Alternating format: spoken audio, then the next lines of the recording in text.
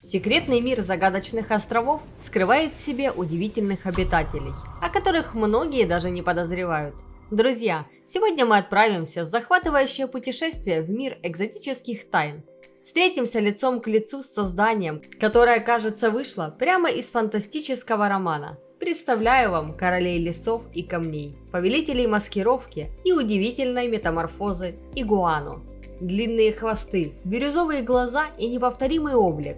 Это только начало нашего увлекательного путешествия. Игуаны – это настоящие художники маскировки, способные сливаться с окружающей средой так, что их трудно заметить даже близко.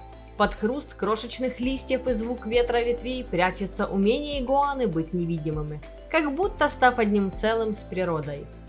Они, как замечательные детективы, всегда готовы к изменению цвета и текстуры своей кожи, чтобы сочетаться с окружающей средой. Будь то зеленая листва или серые камни, игуаны знают, как вписаться в любой пейзаж. Эти существа, достигающие длины впечатляющих 2 метров и веса до 9 килограмм, украшены грубыми складками, колючими и острыми шипами. Но, безусловно, венчает их внешний вид изысканный гребень на спине, который отсылает нас в эпоху доисторических рептилий. Магия их облика отражает в варьирующемся рисунке чешуи, наиболее прочно укрывающие их головы. Однако мастерство игуан заключается и в мимикрии окраса, который меняется в зависимости от настроения и даже состояния здоровья. Словно художники палитры, они переходят от мрачных серых и темно-синих оттенков до ярких красновато-оранжевых и бургундских тонаций. Голубая колючая игуана невысокая по размеру, но впечатляющая своим обликом. Расцветает морем белых и черных полос на шее, а светлые пятна на коже даруют ей неповторимый характер.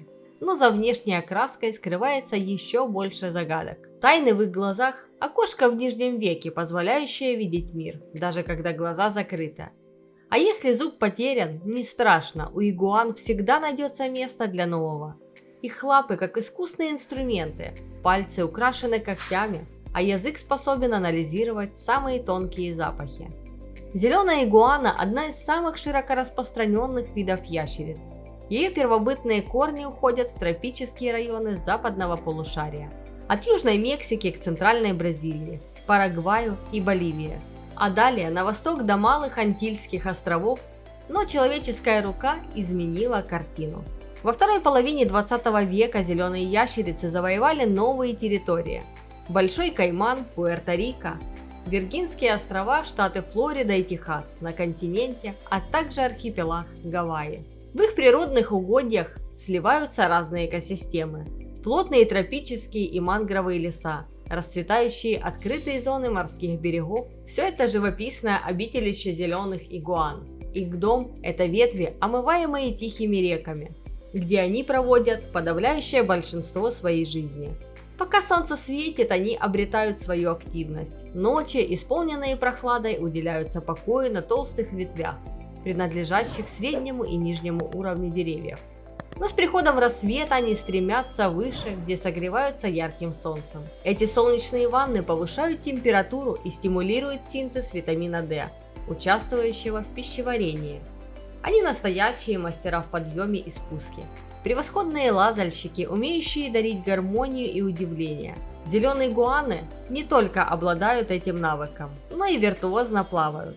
Окунают свое тело в воду и преодолевают пространство с помощью изящных движений своего хвоста. Питание игуан зависит от их вида и окружающей среды. Основой их рациона обычно являются растения, такие как листья, цветы, плоды и побеги. Важно отметить, что игуаны преимущественно травоядные животные, и их пищевой выбор напрямую зависит от доступных ресурсов. Что касается естественных рогов игуан, то в их окружении могут встречаться различные хищники, такие как крупные птицы, змеи и хищные млекопитающие. Лисицы, ястребы и другие хищники могут быть опасными для молодых и более мелких игуан. Кроме того, некоторые хищные рептилии могут быть угрозой, особенно для молодых особей. Большинство видов игуан не являются ядовитыми. Они используют свои физические характеристики и поведение для защиты, а не яд, чтобы устрашить или отпугнуть потенциальных хищников. Однако существует некоторое количество видов игуан, которые могут быть потенциально опасными, хотя они не считаются ядовитыми. Например, вроде голубая игуана есть некоторые виды, которые могут использовать свои сильные челюсти и острые зубы для защиты, если почувствуют угрозу. Человек также может стать угрозой для игуан, так как охота на них из-за мяса и кожи может привести к уменьшению популяции. Однако сегодня многие стремятся к охране и сохранению этих уникальных существ, особенно учитывая их важную роль в экосистемах, где они обитают. Игуаны могут быть частью пищевой культуры в некоторых регионах мира, например, в некоторых странах Центральной и Южной Америки, а также на Карибских островах игуаны иногда используются в пищу. Важно отметить, что употребление игуан в пищу может вызывать вопросы охраны и устойчивости, так как это может повлиять на популяцию в дикой природе.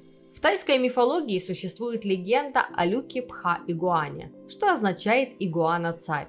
Согласно этой легенде, игуана-царь является добрым и мудрым правителем мира животных, который разрешает конфликты и споры между животными. Игуаны разнообразны в способах размножения. Большинство из них относятся к яйцекладущим видам, но среди них можно встретить исключения, способные родить живых детенышей. Зеленые игуаны начинают размножаться, достигнув возраста 2 лет. Пары обычно образуются в осенний период. Во время брачных игр они проявляют агрессию и нетерпимость, вступая в ожесточенные битвы за внимание самок. Они развивают своеобразный ритуал, подчиняющийся определенным законам. Даже их движения увлекательны и отличаются уникальными особенностями. Во время схваток самцы обмениваются знаками через резкие удары хвостом и поклоном. Самки игуаны также проявляют агрессивность и решимость в борьбе за будущее потомство. Большинство видов откладывают яйца в землю, борясь за удобное место для этого поединками с другими особями. В одной кладке может быть до 6 яиц. Вылупление детенышей происходит через 3 месяца. Вначале они постепенно линяют, однако этот процесс замедляется по мере их взросления. Продолжительность жизни игуан составляет до 10 лет. Друзья, спасибо большое, что присоединились ко мне сегодня, чтобы узнать больше о захватывающем мире игуан. Надеюсь, вы насладились этой увлекательной экскурсией в жизнь этих удивительных существ. Подпишитесь на канал, так вы будете в курсе всех новых выпусков, и жмякайте лайк этому видео. Берегите природу и до новых встреч!